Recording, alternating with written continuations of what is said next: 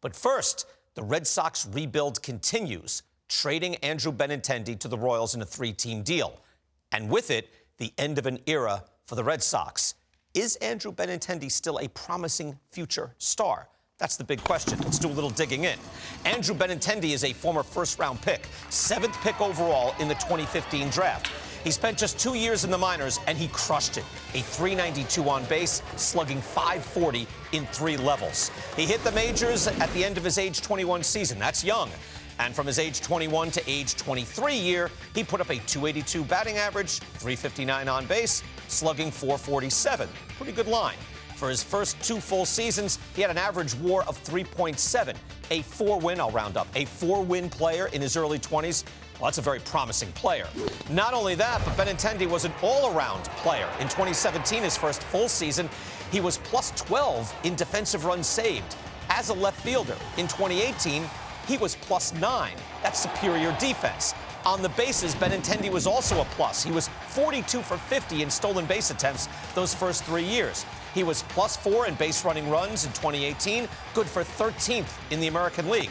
In fact, the whole Red Sox outfield was in the top 13. Mookie Betts was 6th, Jackie Bradley Jr. was 8th. More on those 3 in a bit. Basically, what we have here is a nice all-around player who's approaching all-star level production at 23. That's a valuable guy.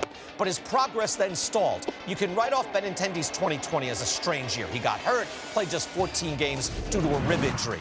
But the fact is, for Benintendi's age 24 and 25 seasons, he had an OPS plus of 95. That's below league average offensively, and he was below league average defensively. That's a real step back. And look at the O swing percentage there. That took a big jump from 24% in 2018 up to 31%. That is a big jump in chasing pitches outside of the strike zone. And yet, I'll be fair here, if you do write off 2020 as just a bad run, 14 games, he was injured, it is still just 1 league average season toward the start of his career. That can happen. The Royals are betting on this being the case. Here is their best bet, that Benintendi wasn't a different player in 2019 when you look at the quality of the contact. For those first 3 years of his career, Benintendi's ex-WOBA, expected weighted on base, was .350. In 2019, he was just a shade below at .348. Now, it doesn't explain everything, but it can help you make a bet on a player, especially a player who is just entering his actual prime, his age 26 season. And yes, with this trade, the Betts, Bradley, Benintendi era in Boston is over. The 3 debuted over a 4-year span. 2013 for Bradley, 2014 was Betts, 2016 for Benintendi.